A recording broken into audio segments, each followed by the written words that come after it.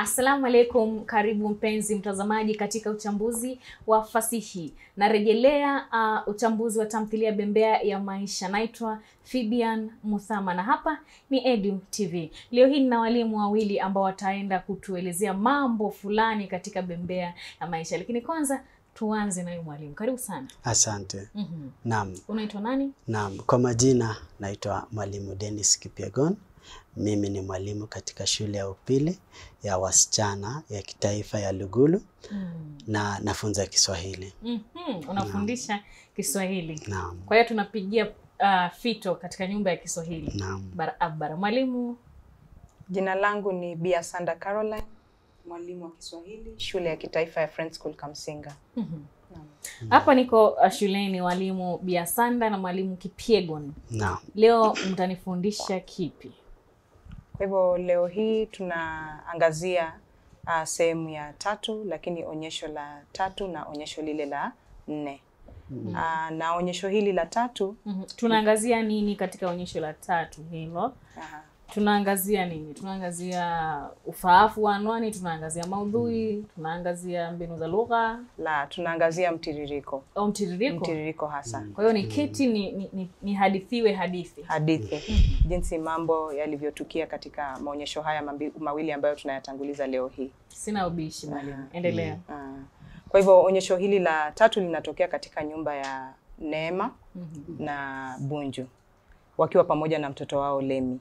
Kwa hivyo wahusika hapa ni 3 katika onyesho hili. Kwa hivyo onyesho linaanza Neema akiwa mezani akimsaidia mtoto wake kwa ajili ya kazi za ziada ambazo alikuwa amepewa kule shuleni. Na Lemi katika utoto wake anamuuliza mama, ni lini utanipeleka nje, ama kwa ile lugha ambayo alichanganya ndimi kwa kusema utanipeleka out nikimaliza kazi hii. Huyu mtoto Lemi mwalimu anaketi kama umri wa miaka ngapi vile? Takriban miaka 10. Anasaidiwa na mama kufanya kazi ya ziada, mara anauliza kupelekwa out. Ni mtoto wa miaka mingapi vile? Miaka 10. Takriban miaka 10 hivi. Ambalo ni ule umri wa kusumbua bado. Anahitaji msaada wa wazazi wake hasa. Naam. Kwa hivyo wako katika hiyo pilika ya kusaidiana zile kazi za ziada za shuleni, na ndipo sasa hilo swala la kwenda out linazuliwa pale na yule mtoto. Lakini mama yake anamwambia kwamba haingewezekana kwa vile anahitajika kumpeleka bibi au Sara ambaye ni bibi yake Lemi kule kijijini. Na sasa hapo tunaona Lemi kidogo amehuzunika, manake anasema sasa amepeza kule kuogelea hata na kucheza na wenzake. Na hapo sasa Neema anajipurukusha na kumkumbusha kwamba hebu nenda ukaoshe anchifu yako. Na hapo anamgeukia mmewe kumuomba ikiwa pia atapata nafasi ya kumpeleka yule mwanawe nje. Na hilo swala sasa linazua mvutano au mgogoro kati ya hawa wawili. Naam.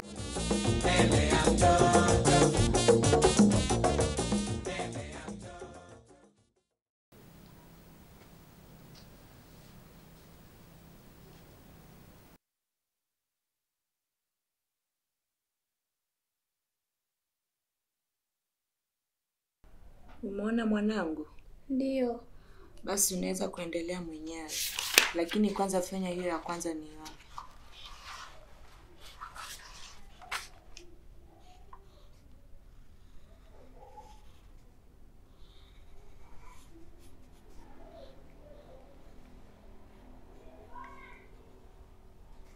Mom. Naam mwanangu. Nikimaliza kesho tutakwenda out. Kesho ni weekendi, lakini mimi nitasafiri kumpeleka bibi nyumbani. Bibi ametoka hospitali? Ametoka leo. Kwa nini hajakuja kunisalimia? Kwa nini mom? Alikuwa amechoka sana. Atakuja siku nyingine. Ni kitambo tangu twende out. Nimependa kwa bila na kucheza na wenzangu. Haya, nimesikia. Mwanangu, enda ufue hanchifu yako, maana utahitaji kutumia kesho. Nilikuwa nimesahau kuifua. Asante mama kwa kunikumbusha.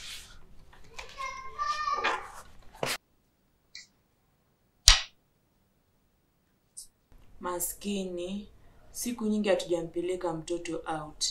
Mambo nayo yamekuwa mengi. hujui ushike lipi, uache lipi. Baba Lemi, kesho na time mpeleke huyu out. Si weekend hii, labda ile nyingine. Hii tayari ina mengi yaliyopangiwa.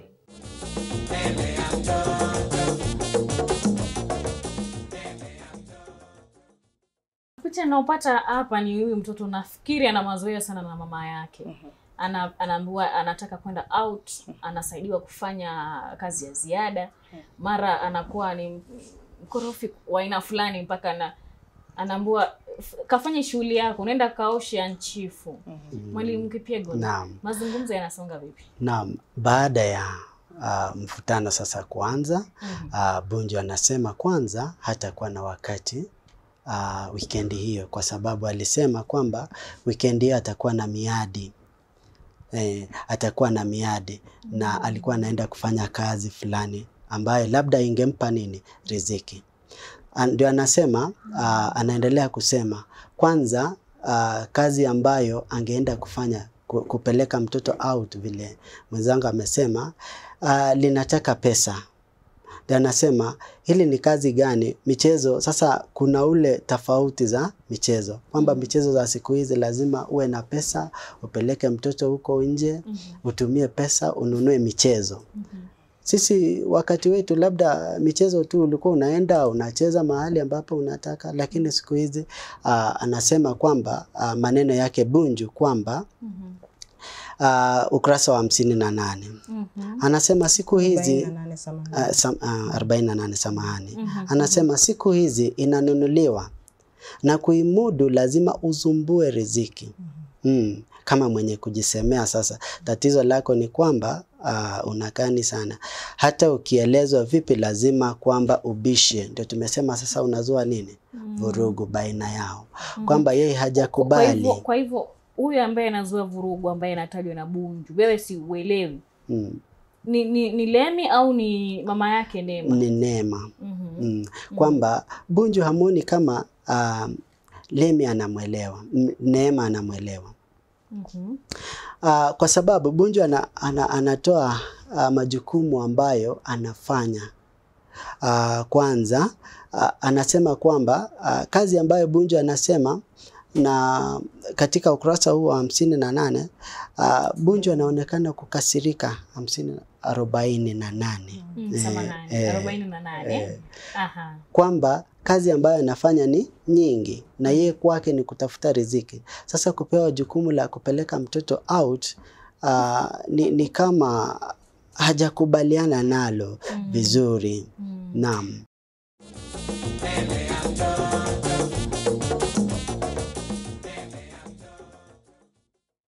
Maskini, siku nyingi hatujampeleka mtoto out. Mambo nayo yamekuwa mengi. Hujui ushike lipi, uache lipi.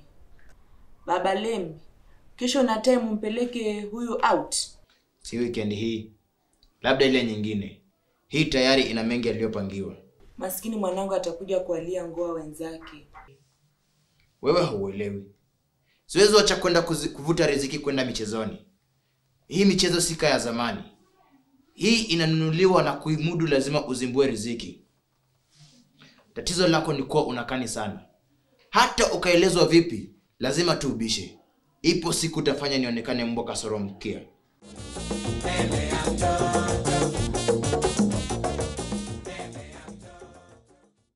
Na ni kwa nafikiri kina baba wengi ambao ni hao ndio wanategemewa katika mahitaji ya kimsingi katika kila familia. Nafikiri kupeleka mtoto out wanavyosema hawa na kufanya kazi, bila shaka hata naona mwalimu Kipyegon angechagua kazi, lakini huyu mtoto anaona kaonewa sana na baba yake, au sivyo Bia Sanda? Hili lilikuwa ombi. Anamjibu vipi? Hili lilikuwa ombi. Manake pale mwanzoni Neema alikuwa amesema maskini, nimekawia sana kabla sijampeleka mtoto huyu nje. Kwa hivyo inamaanisha hili limekuwa jukumu la Neema, lakini kwa sababu ya zile pilka za kumshughulikia mama yake hajaupata huo muda, na ndipo alikuwa ametoa hili ombi kwa mumewe ili kabla tujasonga mbali Bia Sanda. Naam. Mimi ninavyojua watoto ambao kama ana miaka hiyo 10 bado wanapenda kuengwa, wanapenda kudekezwa. huyu mtoto na baba yake, huyu Lemi ni mtoto wa kiume au ni mtoto wa kike, kabla sijasema kauli yangu? Ni mtoto wa kiume. Aha, kwa mtoto wa kiume siku zote mtoto wa mama. Tuendelee Bi Asante. Kwa hivyo naona kwa sababu wawili hawa kidogo wamepitana kimawazo, tunaona Neema akisema kwamba japo wanaishi raha mstarehe, si ati kweli wanaishi raha mstarehe, kwamba maisha yao sio yale ya 100%, kwa hivyo sio makamilifu, na hilo kidogo linamkasirisha nani? Linamkasirisha Bunju, ambaye sasa tunaona akizua swala lingine na kuanza kuona kwamba ni kana kwamba huyu mkewe kidogo ile heshima yake ambayo alimpata nayo wakati walipooana imeanza kushuka kidogo, na anarejelea heshima hiyo kwamba imeingiwa na kutu hadi siku ya sasa. Na anaanza kusema hata anatumia jazanda kwa kusema kwamba sasa jembe ndilo hilo limepoteza makali na linalima vibaya vibaya. Kwa hivyo kumaanisha kwamba sasa Neema kidogo amepotoka katika kule kutekeleza majukumu yake, na ni kama anampagaza sasa mumewe kuyatekeleza yale. Mwalimu Kipyegon hapo kwa jembe. Jembe ambalo vile mwenzangu amesema jembe linanima vibaya. Jembe ambalo labda linarejelewa ni heshima yake ambayo labda aliona kitambo lilikuwa linalima vizuri. Jembe ni heshima. Sasa siku hizi anaona kwamba limekuwa vibaya, kumaanisha labda heshima baina yake na Bunju limeanza kupungua. Maana limekuwa butu. Naam. Sasa ingawa Neema anasema sasa ukiendelea katika ukurasa wa 50 na 49, Neema anaonekana kwamba hapo chini anaonekana kuridhia wajibu wake. Ndio maana anashtuka jinsi Bunju amechukulia ule wajibu ambayo amejitwika.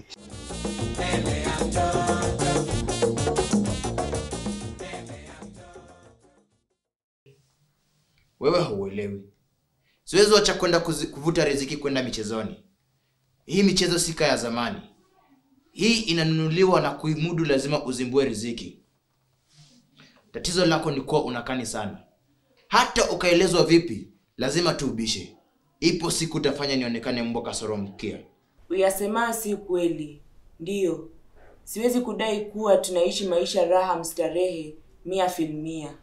Lakini vile vile siwezi kugeuka kuwa popo kuisifia pango usiku na kulidharau mchana. Mwenyewe unafyeruka roho bure. Ulitaka nifurahi gaya wakati huna kaba ya ulimi? Nimekusema wapi au vipi? Mimi ninaona una jambo na heri uliweke wazi peupe. Bunju, mambo haya yameanza kunishinda. Hayanielei kamwe. Ilianza kama mchezo, lakini unafuatwa mkondo wa mashaka. Mkondo huo unaujenga mwenyewe. Huoni kama mimi ni mume wako? Heshima uliyokuwa nayo siku ya kwanza tulipokutana imekuwa ikiingia kutu siku hadi siku. Sasa jembe ndio hilo. Limepoteza makali na linalima vibaya. Una maana gani? Hiyo moja. Hauna shukrani tena. Nilikupa uhuru, lakini uhuru huo nikao unakulevya. Umeunda serikali yako ndani ya nyumba yangu. Mara nyingi uko nje kikazi. Umeniachia karibu majukumu yote. Hata mtoto mimi ndiye namsaidia kufanya homework mara mingi. Umesahau kuwa mimi ni mume? Kwamba mimi ni kichwa na wewe ni shingo? Naona ushakata ubeleko, unasubiri siku ya siku. Haya yote ni ya nini Bunju? Mbona hutaki kunielewa? Dalili ya mvua siku zote ni mawingu. Niliona pale viwingu vilianza kujikusanya kufanya wingu kubwa jeusi. Si kweli. Hutaki tena kuwa chini ya amri. Sikutaka kuwa kama waume wengine. Nilikupa nafasi ya kujiamulia katika kila jambo kwa nia njema kabisa. Kumbe wewe mfadhili mbuzi. Unatoa balagama hizi zote kwa nini? Tangu unioe, heshima yako nimekuhifadhia. Nilipi sijatimiza? Umeyatimiza yote bibi. Kutoka kwa mshahara mpaka kunipangia la kufanya na mtoto. Bado kunipangia kazi za ndani. Maskini, kumbe hivi ndivyo unavyonichukulia. Siku zote ninampeleka mtoto out, lakini unavyojua kesho nitamsafirisha mama kwenda nyumbani. Na nilikwisha kueleza.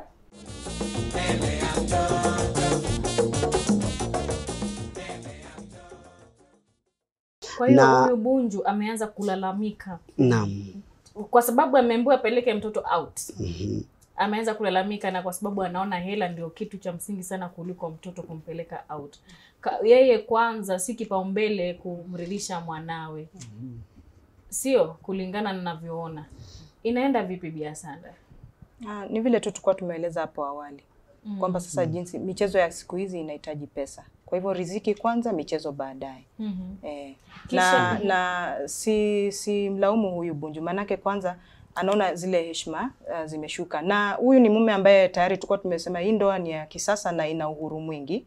Na tunaona Bunju akisema kwamba ule uhuru ambao amempa mke wake tayari ni kama umeanza kumlevya yule Neema. Hivi kwamba siku hizi anatoka tu ati anaenda kazi, alafu yale majukumu ambayo yanahusu mtoto anamwambia mmewe afanye.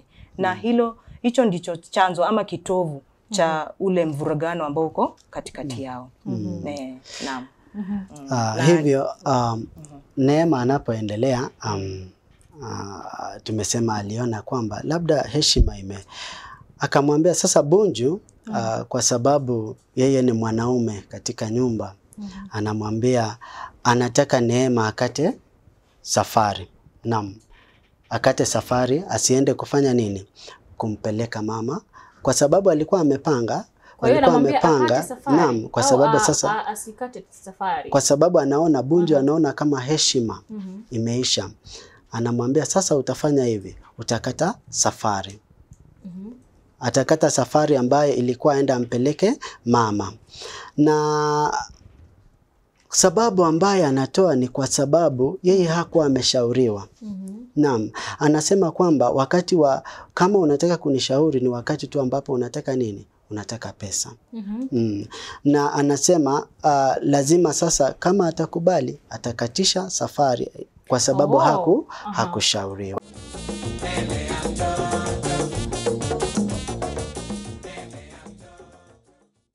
Ulikwisha kunieleza kwa maana kwamba ulikuja kunitajia. Hukuja kunishauri? Sikujua haya nayo yaliteleta maneno. Sasa umejua? Basi tufanyeje? Ikate safari. Oh no, kile kitu kishapangwa. Akapanga nani? Tumeshapanga. Mlinishirikisha au mimi ni sanamu tu hapo? Haya yote ni ya nini Bunju? Mbona unielewi? Haujanijibu. Sikuwa nahitaji msaada wako. Kwa hivyo sikuona haja kukuhusisha. Msaada wangu ni wa pesa tu. Lazima unishauri wakati unataka nitie jeki katika jambo. Unafikiri watu shauriana kwa masuala ya pesa tu? Umesahau kuwa maisha ni zaidi ya pesa?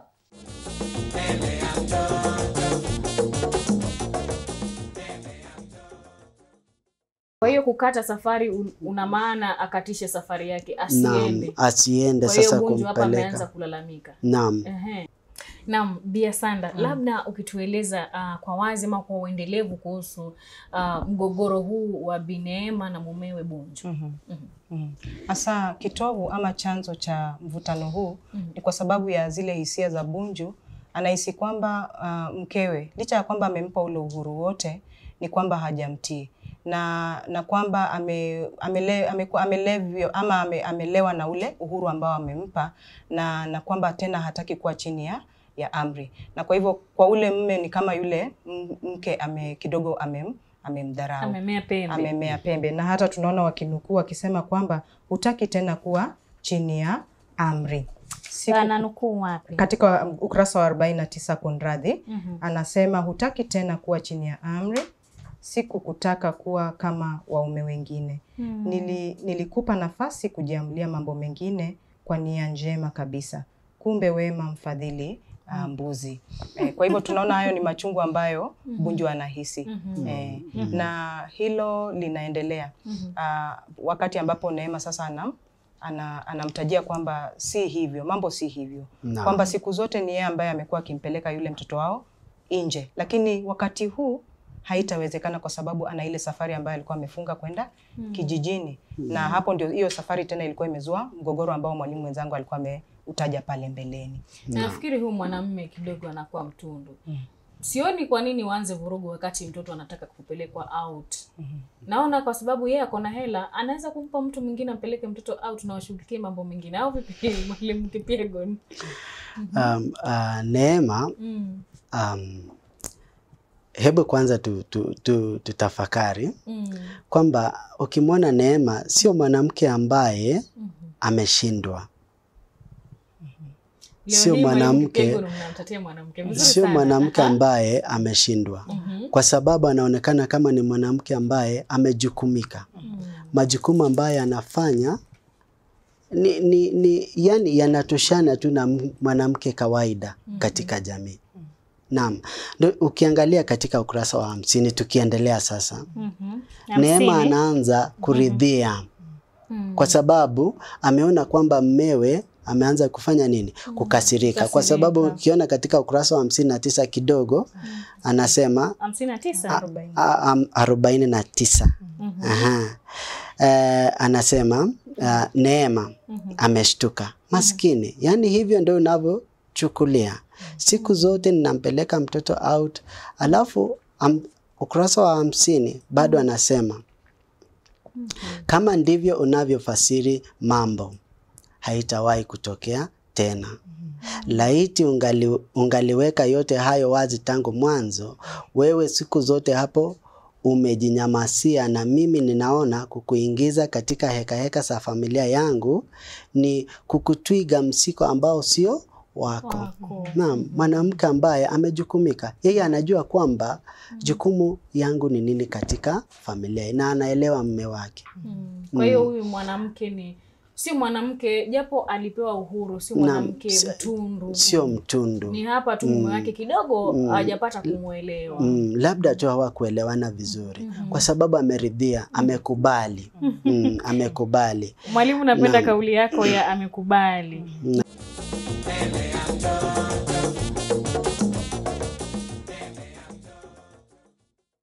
Msaada wangu ni wa pesa tu. Lazima unishauri wakati unataka nitie jeki katika jambo. Unafikiri watu shauriana kwa masuala ya pesa tu? Umesahau kuwa maisha ni zaidi ya pesa? Kama hivyo ndivyo unavyotafsiri mambo, basi haitawahi tokea tena. Laiti ungeliaweka hayo yote wazi peupe tangu mwanzo.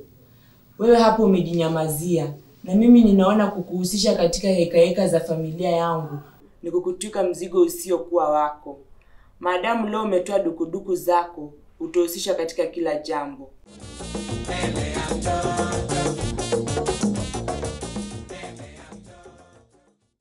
Na labda Biasanda, pengine una la ziada, maana naona kidogo unasisitiza kwa mtazamo wako tu. Naam. Kauli ya Neema kwa upole wake. Naam. Kwa hivyo nakubaliana sana kwamba Neema ni mwanamke ambaye amejukumika, mwenye upole na mwenye heshima. Kwa sababu ingelikuwa mwingine labda huu msamaha angeuomba, lakini yeye anamuomba mmewe amridhie. Hivi kwamba hajakuwa akijua kwamba amekuwa akimkwaza hizi siku zote, lakini ametambua kosa lake na yuko radhi kurekebisha. Na tunaona kwa hivyo wanaridhia. Na Neema na ombi moja tu kwamba mmewe amuelewe. Manake yeye bado ana wazazi na wanahitaji kumshughulikia au awashughulikie. Neema. Wazazi wake Neema bado wapo. Lakini jinsi tunavyotajiwa ni kama Wabunju tayari walishafariki. Kwa hivyo unaona wawili tayari kidogo matarajio yao ni tofauti. Bila shaka naona labda lazima kuwe na mgogoro, kwa sababu kama mimi sina wazazi na tunaishi nyumba moja na kila muda unashughulikia wazazi wako, itakuwa na lazima kutakuwa na mvutano. Na ndipo Neema na hilo tu ombi moja kwamba amuelewe ili aweze kuwashughulikia wazazi wake. Na lingine ambalo linazuka ni kwamba anapotaja kwamba hawa ndio walionilea na kunifikisha hapa nilipo. Sasa Bunju kwa ule uchungu anamrudisha tena nyuma katika ile ajali. Kwamba nami nilikupata wapi?